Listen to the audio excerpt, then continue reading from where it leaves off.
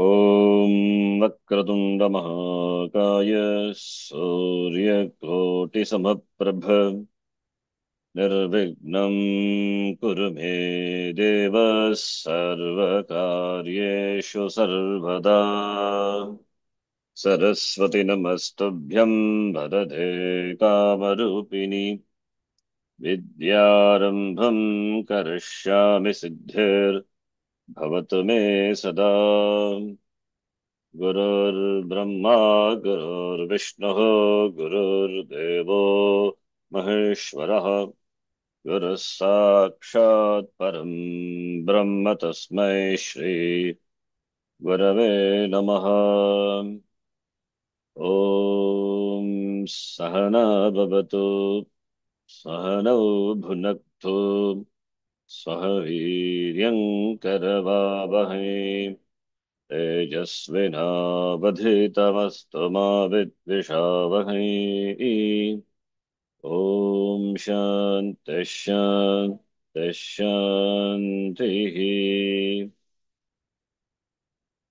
अथ कीलकम्। ॐ अस्य श्रीकीलकमन्त्रस्य शिवऋषिः अनुष्ठुप् छन्दः श्रीमहासरस्वती देवता श्रीजगदम्बा प्रीत्यर्थं सप्तशती पाठाङ्गत्वेन जपे विनियोगः। ॐ नमश्चण्डिकायै। Start with Kiran ji, then Krishna Swami ji, Shanta ji, finally Sundara ji. ॐ अथ कीलकम्। ॐ अस्य श्रीकीलमन्त्रस्य शिवऋषिः Kilaka. अनु कीलक कीलकमन्त्रस्य शिवऋषिः अनुष्टुप्छन्दः श्रीमहासरस्वती देवता श्रीजगदम्बा प्रीत्यर्थं सप्तशतीपाठकत्वेन जपे विनियोगः। ॐ नमश्चण्डिकायै।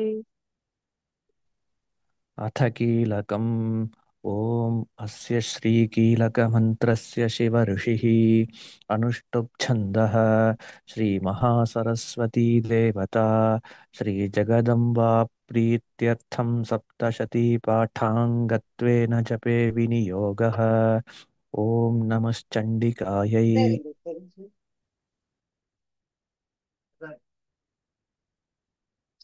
Shanta ji. अतः कीलकम्।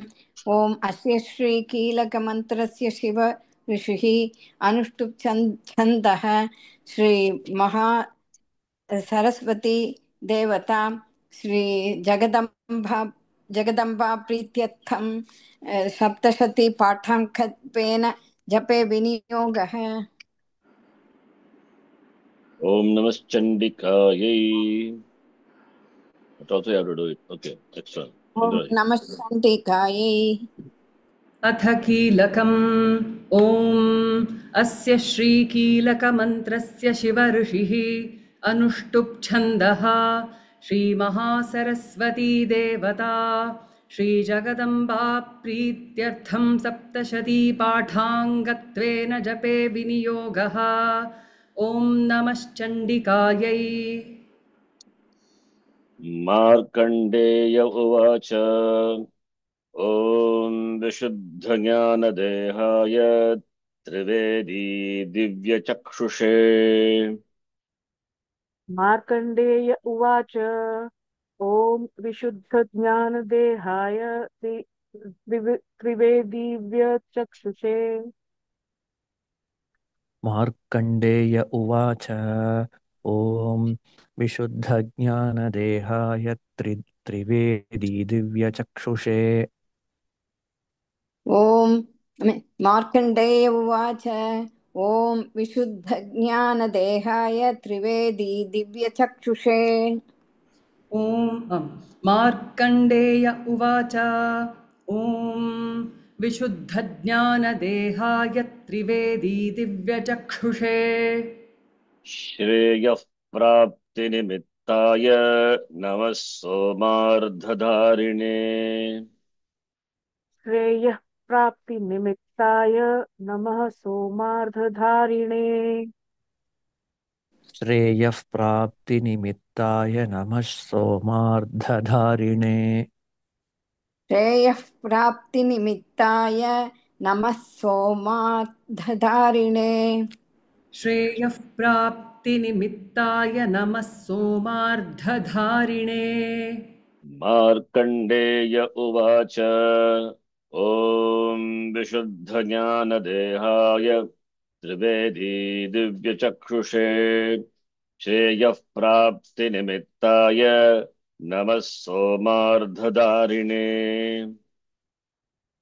मार्कण्डेय उवाच ॐ विशुद्धज्ञानदेहाय त्रिवेदी दिव्यचक्षुषे श्रेयः प्राप्तिनिमित्ताय नमः सोमार्थधारिणे मार्कण्डेय उवाच ॐ विशुद्धज्ञानदेहाय त्रिवेदी दिव्यचक्षुषे श्रेयः प्राप्तिनिमित्ताय नमः सोमार्धधारिणे मार्कण्डेय उवाच विशुद्धज्ञानदेहाय त्रिवेदी दिव्यचक्षुषे श्रेयः प्राप्तिनिमित्ताय नमः सोमार्धधारिणे मार्कण्डेय उवाच ॐ विशुद्धज्ञानदेहाय त्रिवेदी दिव्यचक्षुषे श्रेयः प्राप्तिनिमित्ताय नमः सोमार्धधारिणे सर्वमेतद्विजानीयान् यान् is that yan or what is that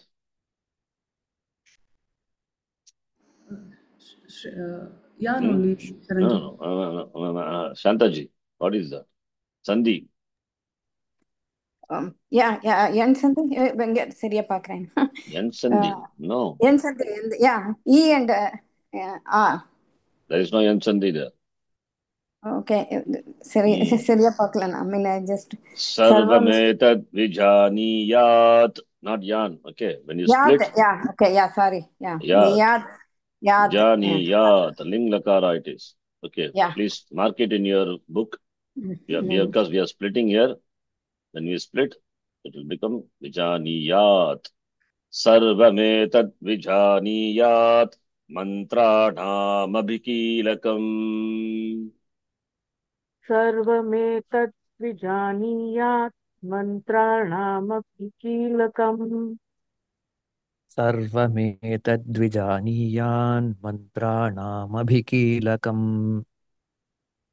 सर्वमेतद्विजानीयान् मन्त्राणामभिकीलकम् सर्वमेतद्विजानीयान् मन्त्राणामभिकीलकम्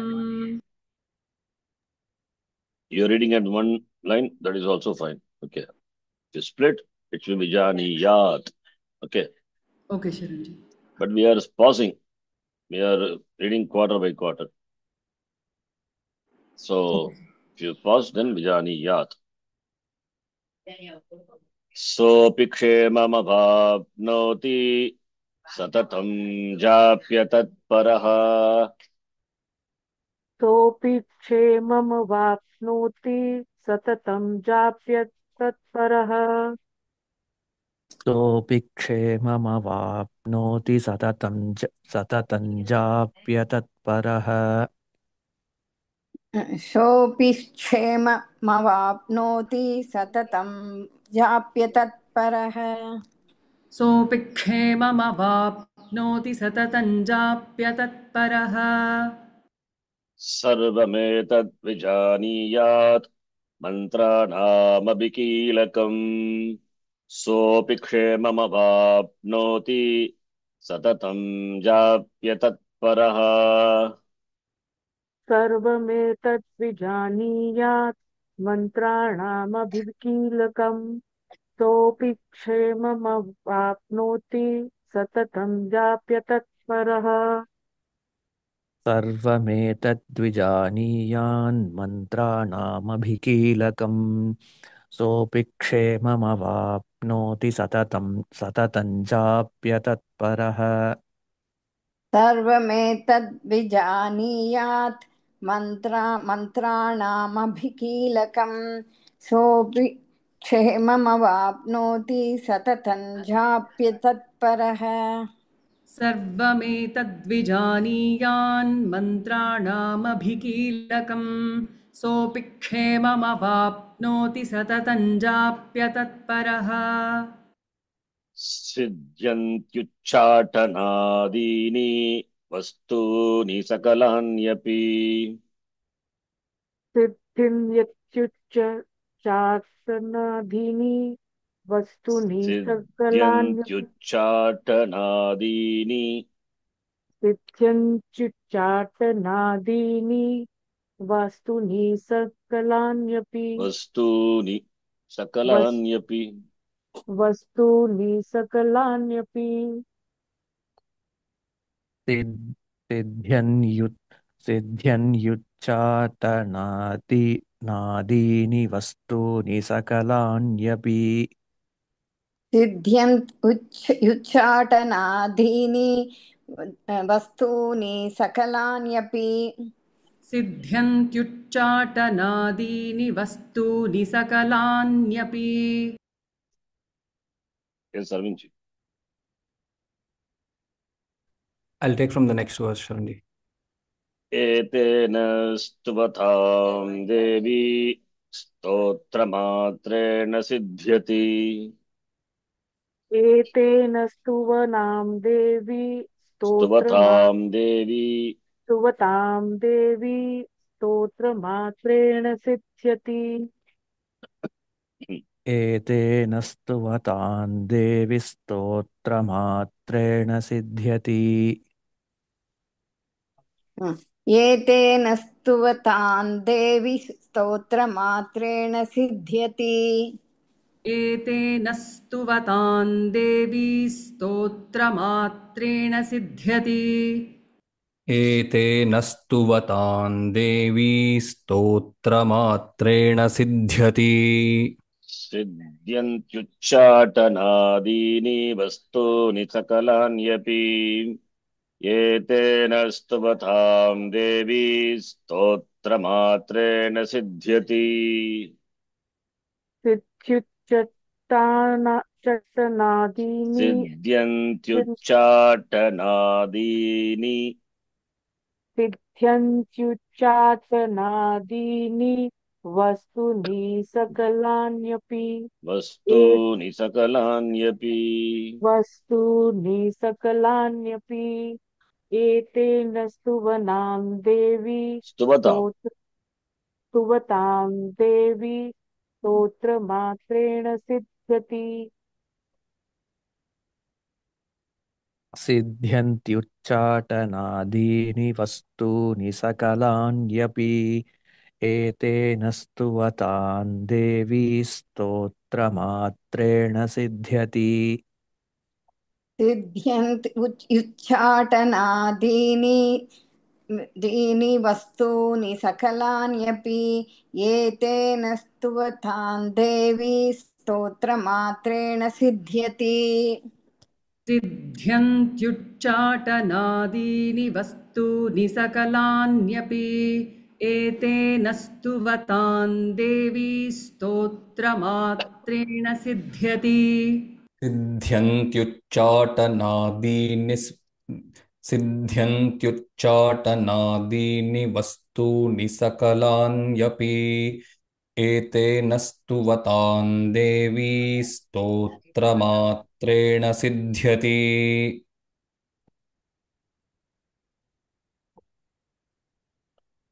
न मन्त्रो नौषधं तत्र न किञ्चिदपि विद्यते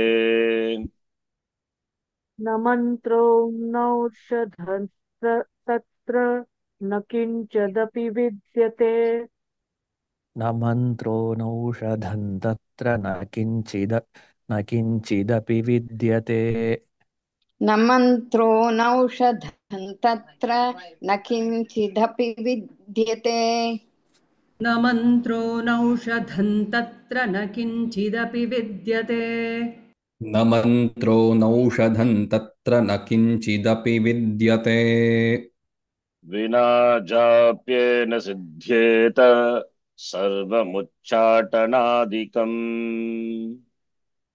विना जाप्येन सिद्ध्यते सर्वमुच्चाटनादिकम् विना जाप्येन सिद्ध्येत सर्वमुच्चाटनादिकम् विना जाप्येन सिद्ध्येत सर्वमुच्चाटनादिकम् विना जाप्येन सिद्ध्येत सर्वमुच्चाटनादिकम् विना जाप्येन सिद्ध्येत सर्वमुच्चाटनादिकम् न मन्त्रो नौषधं तत्र न किञ्चिदपि विद्यते विना जाप्येन सिद्ध्येत सर्वमुच्चाटनादिकम्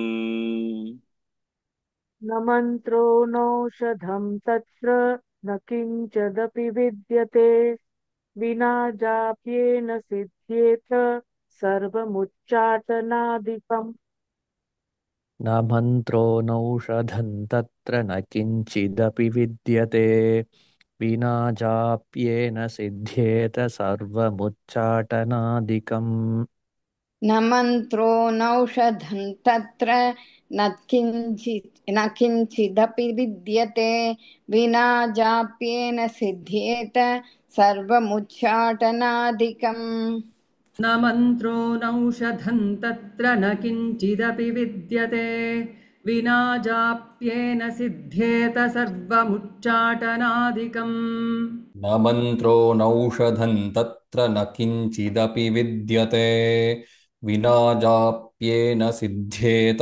सर्वमुच्चाटनादिकम् समग्राण्यपि सिद्ध्यन्ति लोकशङ्खामिमां हरः समग्रायणपि सिद्ध्यन्ति लोकशङ्कामिमां हरः समग्राण्यपि सिद्ध्यन्ति लोकशङ्कामिमां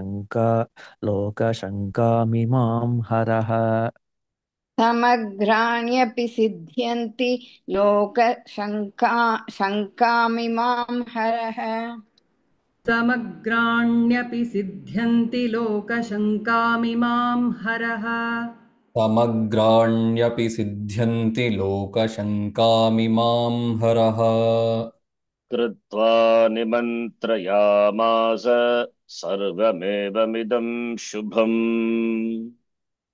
कृत्वा निमन्त्रयामास सर्वमेवमिदं शुभम् कृत्वा निमन्त्रयामास सर्वमेवमिदं शुभम् कृत्वा निमन्त्रयामास सर्वमेवमिदं शुभम् कृत्वा निमन्त्रयामास सर्वमेवमिदं शुभम् कृत्वा निमन्त्रयामास सर्वमेवमिदं शुभम् समग्राण्यपि सिद्ध्यन्ति लोकशङ्खामिमां हरः कृत्वा निमन्त्रयामास सर्वमेवमिदं शुभम्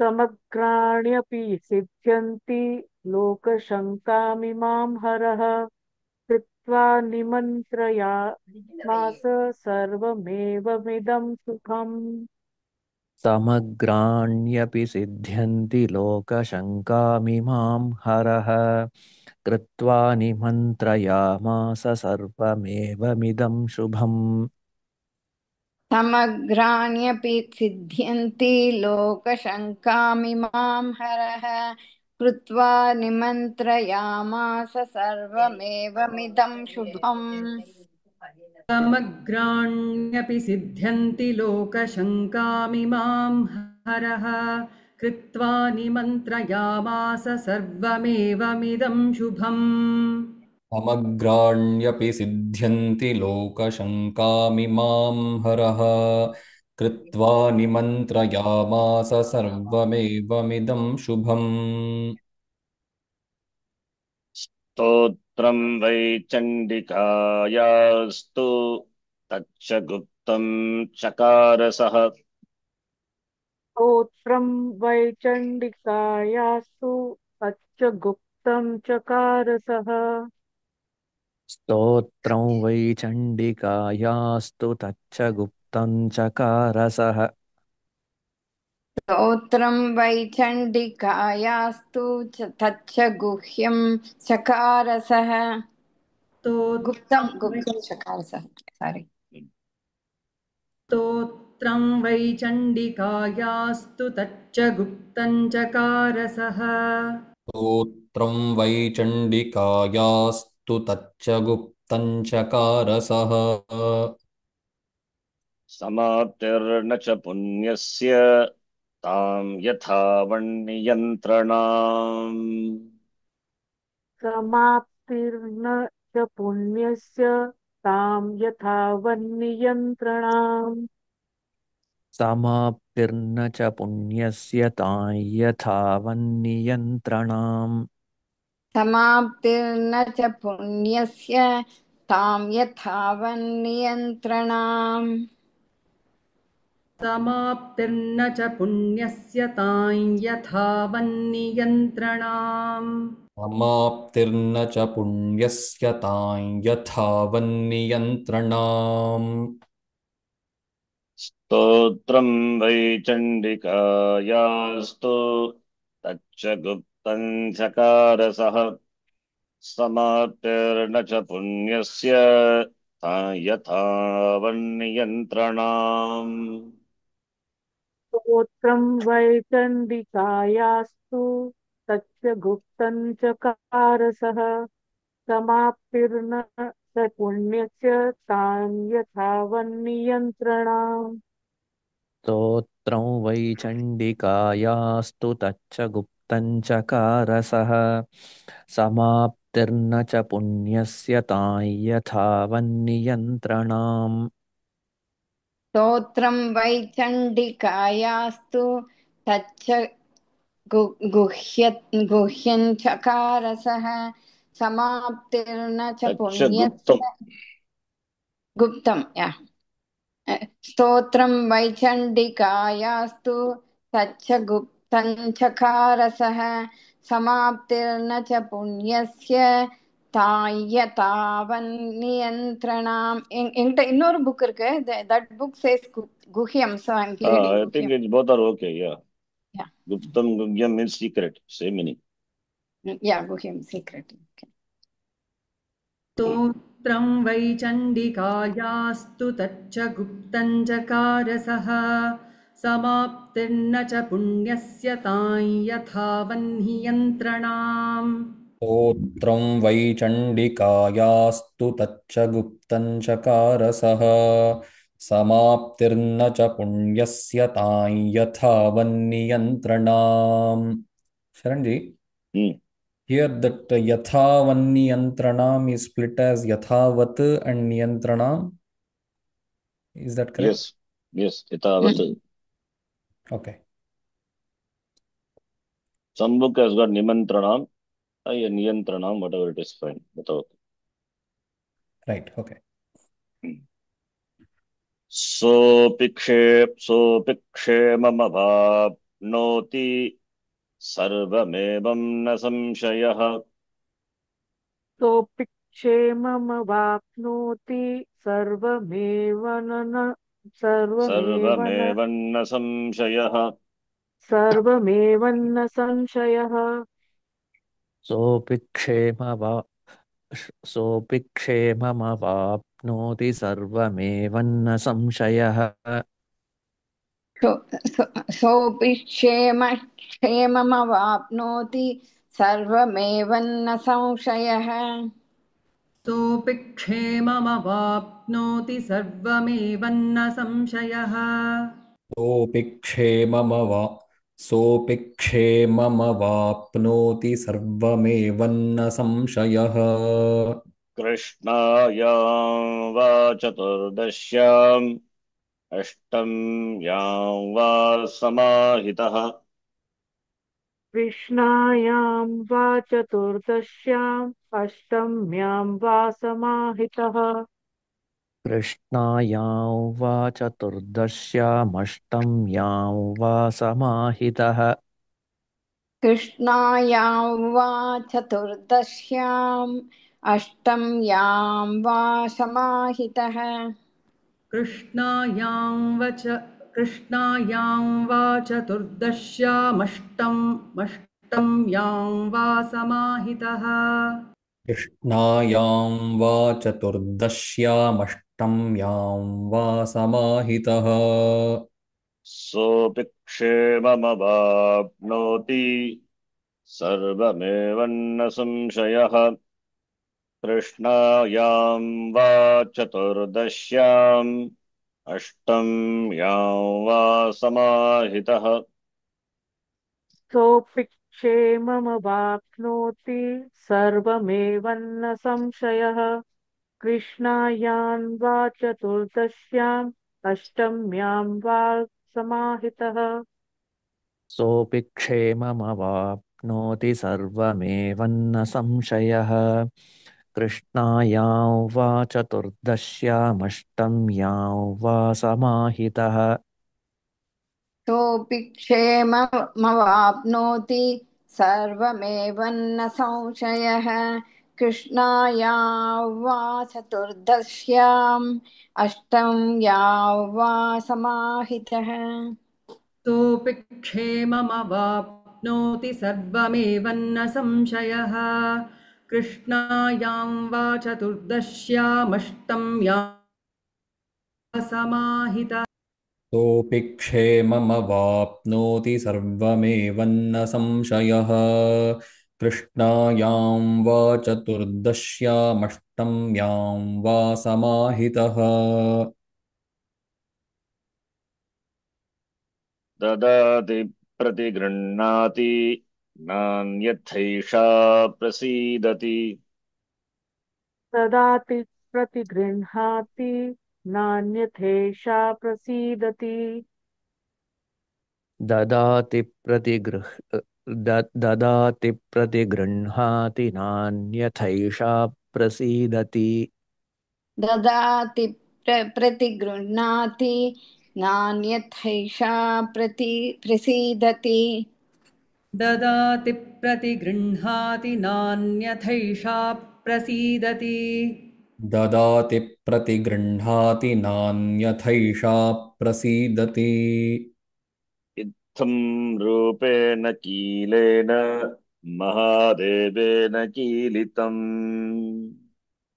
इत्थन्रूपेण कीलेन महादेवेन कीलितम् इत्थं रूपेण कीलेन महादेवेन कीलितम् इत्थं रूपेण कीलेन महादेवेन कीलितम् इत्थं रूपेण कीलेन महादेवेन कीलितम् इत्थं रूपेण कीलेन महादेवेन कीलितम् ददाति प्रतिगृह्णाति नान्यथैषा प्रसीदति इत्थं रूपेण कीलेन महादेवेन कीलितम् ददाति प्रतिगृह्णाति नान्यथेषा प्रसीदति इत्थन्रूपेण कीलेन महादेवेन कीलितम् हेलो यस् नेक्स्ट या ना या ओके योर ददा टर्न कृष्णस्वामी यस ओके ददाति प्रतिगृह्णाति नान्यथैषा प्रसीदति इत्थं रूपेण कीलेन महादेवेन कीलितम् I am back. Sorry, some net okay ददाति प्रतिगृह्णाति नान्यथैषा प्रसीदति इत्थं रूपेण कीलेन महादेवेन कीलितम् ददाति प्रतिगृह्णाति नान्यथैषा प्रसीदति इत्थं रूपेण कीलेन महादेवेन कीलितम् ददाति प्रतिगृह्णाति नान्यथैषा प्रसीदति इत्थं रूपेण कीलेन महादेवेन कीलितम् शरण जी ददाति and dadhati both mean different. Yes, da to give, dada Dharana Poshnayoho. To nourish, to hold, to sustain. Meaning, sir, they different. It's Which not is same. which is nourishment? Dadhati. Dha Mahaprana. Dadhati. Dha. That is Mahaprana. Dadati simply the Alpaprana means Yes. Give. to give. Okay. And one more. Yo. Yes. Pratigrinhati and pratigrihnati both are there in the pronunciation. Pratigrinnati. Hakara also will take the nakara sound. That's how I do it. No, that is Or okay. That's not my naka. question. Uh, My question is pratigrihnati. Is that even correct to say it like that? Like, prati. in place of saying Brahma, if you say Brahma, That is wrong, no? Already we that, discussed. That is wrong.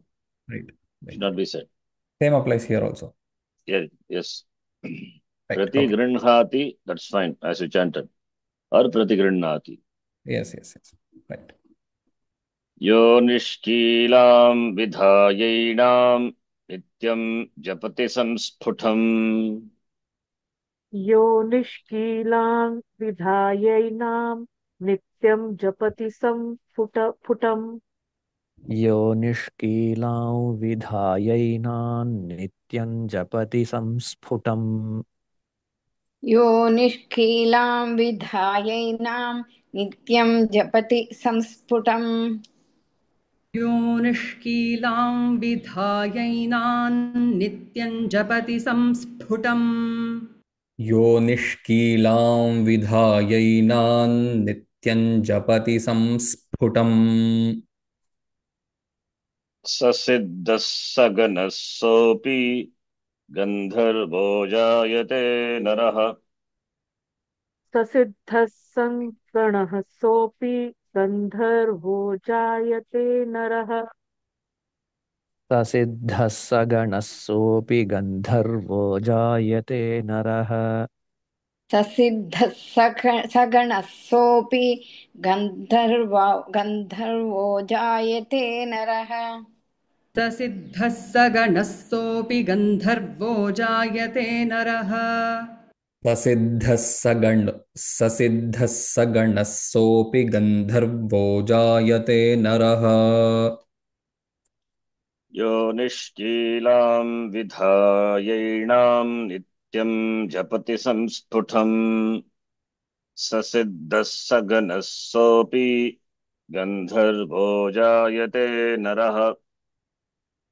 यो निष्कीलां विधायैनां नित्यं जपति संस्फुटम् ससिद्धः सगुणः सोऽपि Sagana sopi, not saguna.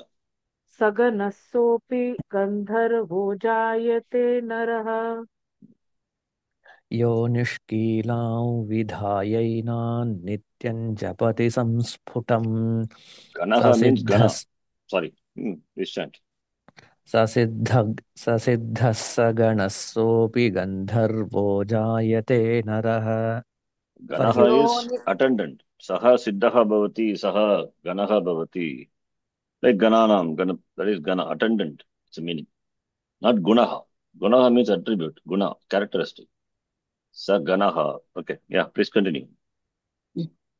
यो निष्कीलां विधायैनां नित्यं जपति संस्फुटं ससिद्धः सगणः सोऽपि गन्धर्वो जायते नरः यो निष्कीलां विधायैनां नित्यं जपति संस्फुटम् ससिद्धः स गणः सोऽपि गन्धर्वो जायते नरः यो निष्कीलां विधायैनान् नित्यं जपति संस्फुटम् ससिद्धः सगणः सोऽपि गन्धर्वो जायते नरः न चैवाप्यततस्तस्य भयं क्वापीह जायते. न चैवाप्यततस्तस्य भयं न क्वापि चैवाप्यततस्तस्य न चैवाप्यततस्तस्य भयं क्वापीह जायते न चैवाप्यटतस्तस्य भयं क्वापीह जायते न चैवाप्यटतस्तस्य भयं क्वापीह जायते न चैवाप्यटतस्तस्य भयं क्वापीह जायते न चैवाप्यटतस्तस्य भयं क्वापीह जायते नाम मृत्युवशं याति मृतो मोक्षमवाप्नुयात् मृत्युवशं याति मृतो मोक्षमवाप्नुयात्। नापमृत्युवशं याति मृतो मोक्षमवाप्नुयात् नापमृत्युवसंयाति मृतो मोक्षमवाप्नुयात् नापमृत्युवशं याति मृतो मोक्षमवाप्नुयात् नापमृत्युवशं याति मृतो मोक्षमवाप्नुयात् न चैवाप्यटतस्तस्य भयं क्वापीह जायते नापमृत्युवशं याति मृतो मोक्षमवाप्नुयात् न चैवाप्यततस्तस्य भयं क्वापीह जायते नापमृत्युवशं याति मृतो मोक्षमवाप्नुयात्।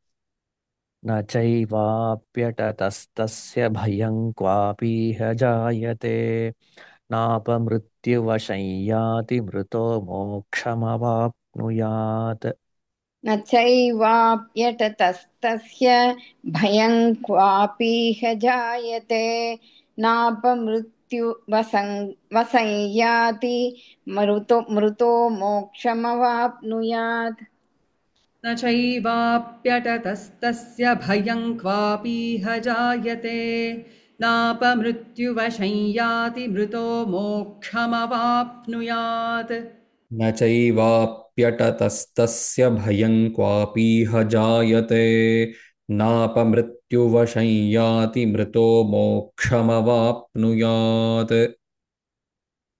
ज्ञात्वा प्रारभ्य कुर्वीत न कुर्वाणो विनश्यति ज्ञात्वा प्रारभ्य कुर्वीत न कुर्वाणो विनश्यति।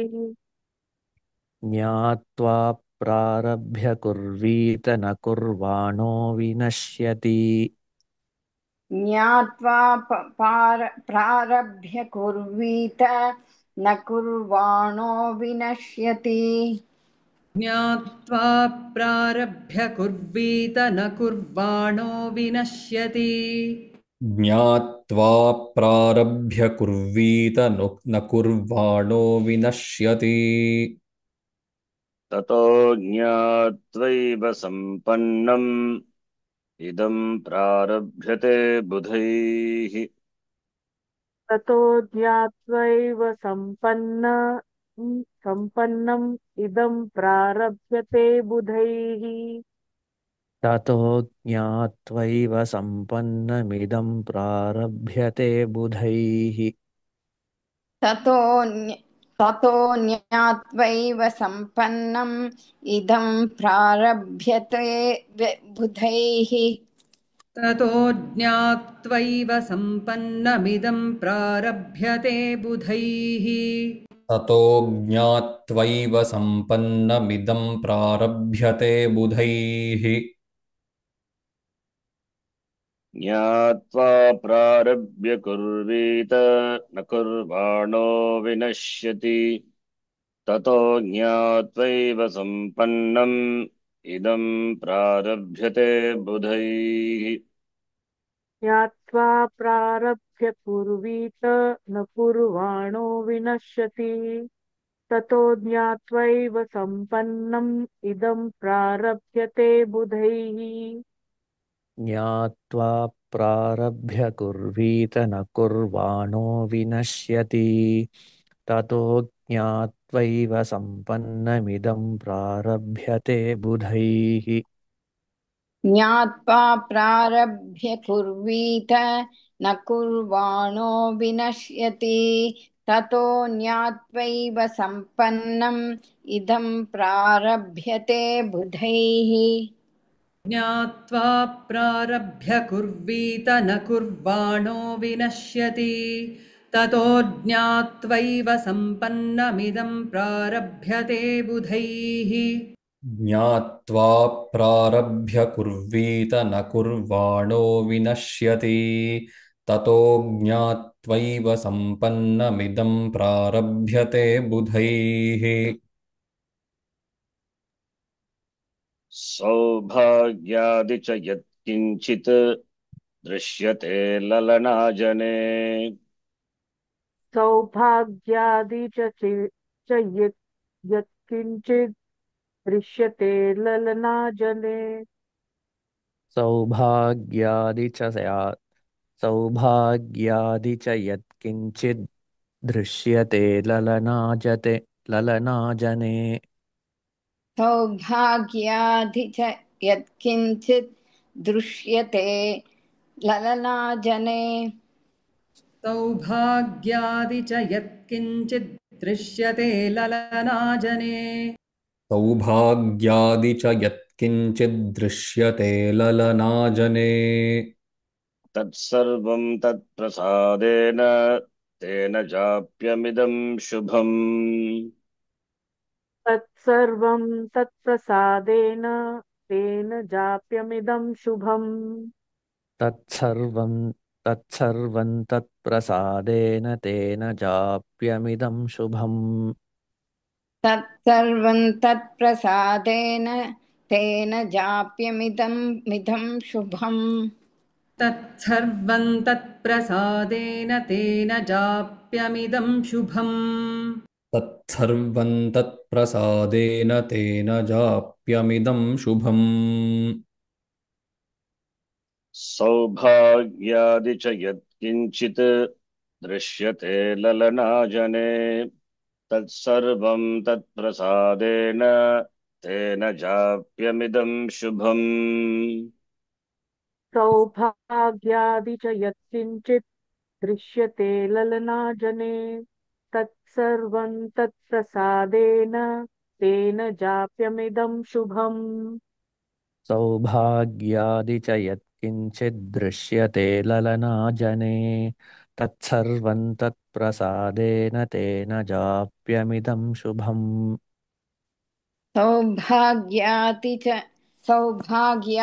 च यत्किञ्चित् दृश्यते ललनाजने तत्सर्वं तत्प्रसादेन तेन जाप्यमिदं शुभम् सौभाग्यादि च यत्किञ्चिद्दृश्यते ललनाजने तत्सर्वं तत्प्रसादेन तेन जाप्यमिदं शुभम् सौभाग्यादि च यत्किञ्चिद्दृश्यते ललनाजने तत्सर्वं तत्प्रसादेन तेन जाप्यमिदं शुभम् शनैस्तु जप्यमानेऽस्मिन् स्तोत्रे सम्पत्तिरुच्चकैः शनैस्तु जप्यमानेऽस्मिन् स्तोत्रे सम्पत्तिरुच्चकैः शनैस्तु जप्यमानेऽस्मिन् स्तोत्रे सम्पत्तिरुच्चकैः शनैस्तु जप्यमानेऽस्मिन् स्तोत्रे सम्पत्तिरुच्चकैः शनैस्तु जप्यमानेऽस्मिन् स्तोत्रे सम्पत्तिरुच्चकैः शनैस्तु जप्यमानेऽस्मिन् स्तोत्रे सम्पत्तिरुच्चकैः भवत्येव समग्रापि ततः प्रारभ्यमेव तत् भवत्यैव समग्रापि ततत् प्रारभ्यतेव तत् भ- भवत्येव समग्रापि ततः प्रारभ्यमेव तत् भवत्येव समग्रापि ततः प्रारभ्यमेव तत् भवत्येव समग्रापि ततः प्रारभ्यमेव तत् भवत्येव समग्रापि ततः प्रारभ्यमेव तत्। शनैस्तु जप्यमानेऽस्मिन् स्तोत्रे सम्पत्तिरुच्चकैः भवत्येव समग्रापि ततः प्रारभ्यमेव तत्। शनैस्तु जप्यमानेऽस्मिन् स्तोत्रे सम्पत्तिरुच्चकैः भवत्येव समग्रापि ततत्पारभ्यमेव ततः प्रारभ्यमेव तत्। ततः प्रारभ्यमेव तत्। शनैस्तु जप्यमानेऽस्मिन् स्तोत्रे सम्पत्तिरुच्चकैः भवत्येव समग्रापि ततः प्रारभ्यमेव तत्। शनैस्तु जप्यमानेऽस्मिन् स्तोत्रे सम्पत्तिरुच्चकैः भवत्येव समग्रापि ततः प्रारभ्यमेव तत्। शनैस्तु जप्यमानेऽस्मिन् स्तोत्रे सम्पत्तिरुच्चकैः भवत्येव समग्रापि ततः प्रारभ्यमेव तत्। शनैस्तु जप्यमानेऽस्मिन् स्तोत्रे सम्पत्तिरुच्चकैः भवत्येव समग्रापि ततः प्रारभ्यमेव तत्। ऐश्वर्यं यत्प्रसादेन सौभाग्यारोग्यसम्पदः ऐश्वर्यं यत्प्रसादेन सौभाग्यारोग्यसम्पदः ऐश्वर्यं यत्प्रसादेन सौभाग्यारोग्यसम्पदः ऐश्वर्यै यत्प्रसादेन सौभाग्यारोग्यसम्पदः ऐश्वर्यं यत्प्रसादेन सौभाग्यारोग्यसम्पदः ऐश्वर्यं यत्प्रसादेन सौभाग्यारोग्यसम्पदः शत्रुहानिः परो मोक्षः स्तूयते सा न किं जनैः। ॐ शत्रुहानिः परो मोक्षः स्तूयते सानि किं जनैः। ॐ शत्रुहानिः परो मोक्षस्तूयते सा न किञ्जनैः। ॐ शत्रुहानिः परो मोक्षस्तूयते सा न किं जनैः। ॐ शत्रुहानिः परो मोक्षस्तूयते सा न किञ्जनैः। ॐ शत्रुहानिः परो मोक्षस्तूयते सा न किञ्जनैः। ॐ ऐश्वर्यं यत्प्रसादेन सौभाग्यारोग्यसम्पदः शत्रुहानिः परो मोक्षः स्तूयते सा न किञ्जनैः। ॐ इति देवी कीलकस्तोत्रम् सम्पूर्णम्। ऐश्वर्यै यत्प्रसादेन सौभाग्यारोगसम्पदः शत्रुहानिः परो मोक्षः स्तूयते सा न किञ्चनैः। ॐ इति इति कीलकस्तोत्रम् सम्पूर्णम् because we started with yes, कीलकस्तोत्रम् yes. only. इति इति देवी कीलकस्तोत्रम् कीलकस्तोत्रम् सम्पूर्णम्। ऐश्वर्यं यत्प्रसादेन सौभाग्यारोग्यसम्पदः शत्रुहानिः परो मोक्षस्तूयते सा न किञ्जनैः। ॐ इति कीलकस्तोत्रं सम्पूर्णम्। ऐश्वर्यै यत्प्रसादेन सौभाग्यारोग्यसम्पदः शत्रुहानिः परो मोक्षस्तूयते सा न किं जनैः। इति कीलकस्तोत्रं सम्पूर्णम् ॐ ऐश्वर्यं यत्प्रसादेन सौभाग्यारोग्यसम्पदः शत्रुहानिः परो मोक्षस्तूयते सा न किञ्जनैः ॐ इति कीलकस्तोत्रं सम्पूर्णम् ऐश्वर्यं यत्प्रसादेन सौभाग्यारोग्यसम्पदः शत्रुहानिः परो मोक्षस्तूयते सा न किञ्जनैः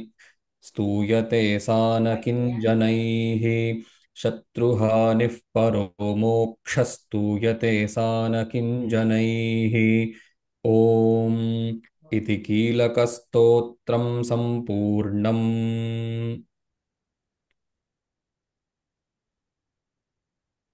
Either you can chant the full line or you pause, but make it uniform. Your choice. Okay, There is Sharanji. no rule that you should chant the quarter and then other quarter like Gita. You can chant the whole also, but either you make it chant the whole, or you can make it, quarter, splitting the sandhi. Generally, the last line we recite 3 times, right? Is there any such sampradaya? Not like that is at the completion, not really. That's no. Iti is there. Iti shows completion. Okay. अथ तन्त्रोक्तं रात्रिसूक्तम् ॐ विश्वेश्वरीं जगद्धात्रीं स्थितिसंहारकारिणीम् अथ तन्त्रोक्तं रात्रिसूक्तम् ॐ विश्वेश्वरीं जगद्धात्रीं स्थितिसंहारकारिणीम् अथ तन्त्रोक्तं रात्रिसूक्तम् ॐ विश्वेश्वरीं जगद्धात्रीं संहारकारिणीम् शांताजी अथ तन्त्रोक्तं रात्रिसूक्तम् ॐ विश्वेश्वरीं जगद्धात्रीं स्थितिसंहारकारिणीम् अथ तन्त्रोक्तं रात्रिसूक्तम् ॐ विश्वेश्वरीं जगद्धात्रीं स्थितिसंहारकारिणीम् ॐ अथ तन्त्रोक्तं रात्रिसूक्तम् ॐ विश्वेश्वरीं जगद्धात्रीं स्थितिसंहारिणीम्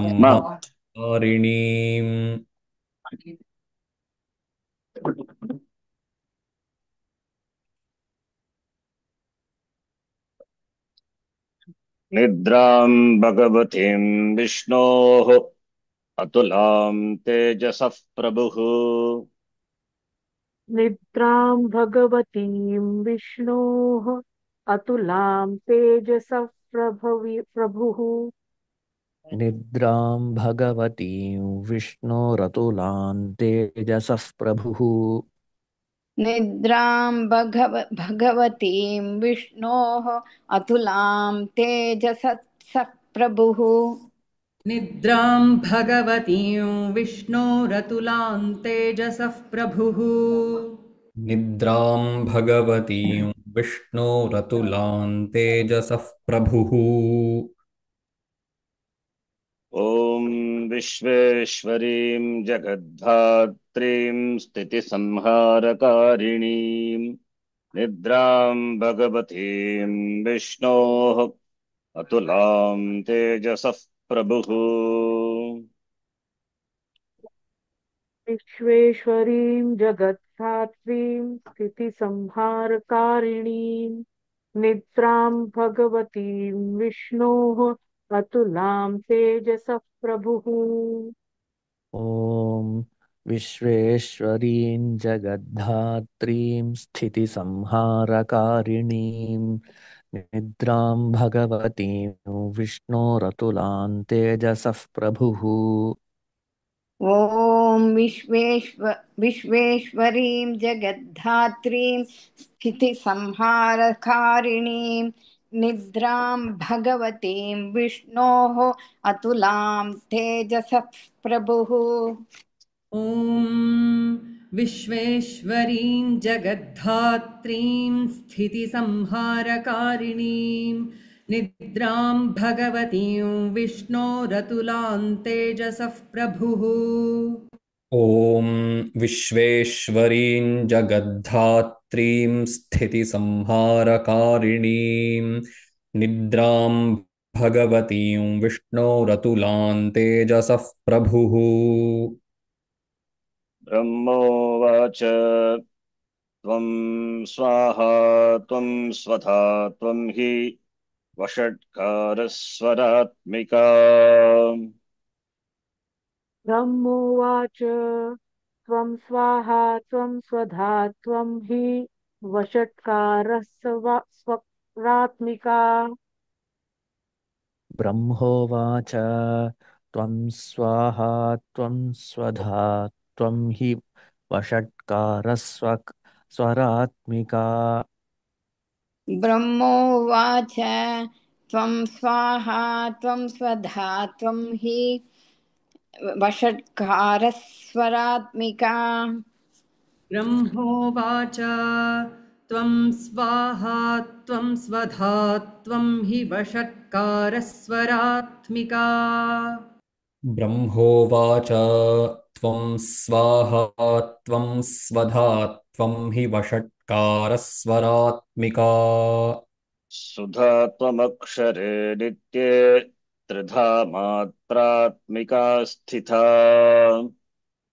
सुधा त्वमक्षरे नित्ये त्रिधा मात्रात्मिका स्थिता। सुधा त्वमक्षरे नित्ये त्रिधा मात्रात्मिका स्थिता। सॉरी, सुधा सुधा त्वमक्षरे नित्ये त्रिधा मात्रात्मिका स्थिता। सुधा सुधा त्वमक्षरे नित्ये त्रिधा मात्रात्मिका स्थिता। सुधा त्वमक्षरे नित्ये त्रिधा मात्रात्मिका स्थिता।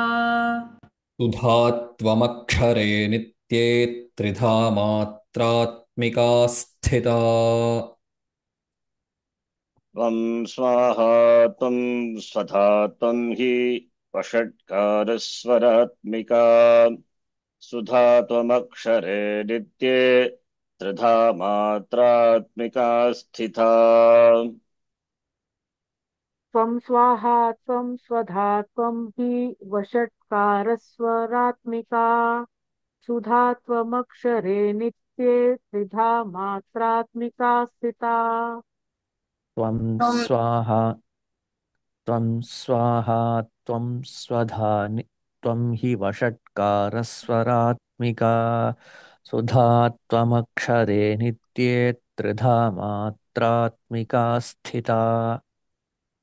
त्वं स्वाहा त्वं स्वधा त्वं हि वषट्कारस्वरात्मिका। सुधा त्वमक्षरे नित्ये त्रिधा मात्रात्मिका स्थिता। त्वं स्वाहा त्वं स्वधा त्वं हि वषट्कारस्वरात्मिका। सुधा त्वमक्षरे नित्ये त्रिधा मात्रात्मिका स्थिता। त्वं स्वाहा त्वं स्वधा त्वं हि वषट्कारस्वरात्मिका। सुधा त्वमक्षरे नित्ये त्रिधा मात्रात्मिका स्थिता। ॐ पूर्णमदः पूर्णमिदं पूर्णात् पूर्णमुदच्यते पूर्णस्य पूर्णमादाय पूर्णमेवावशिष्यते। ॐ शान्तिः शान्तिः शान्तिः। हरिः ॐ श्रीगुरुभ्यो नमः। हरिः ॐ यदक्षरपदभ्रष्टं मात्राहीनं तु यद्भवेत् तत्सर्वं क्षम्यतां देवि प्रसीद परमेश्वरी। ॐ तत्सत् सर्वं ब्रह्मार्पणमस्तु। Acharya ji, Hmm. before this Tantrokta Suktam, we have this Vedokta Not Suktam. required. Anyone Dhatri Suktam Acha. is enough. Okay. If you know Veda mantra swaras, then you can Okay. do Ratri Suktam. Otherwise, Tantroktam it will do. All right.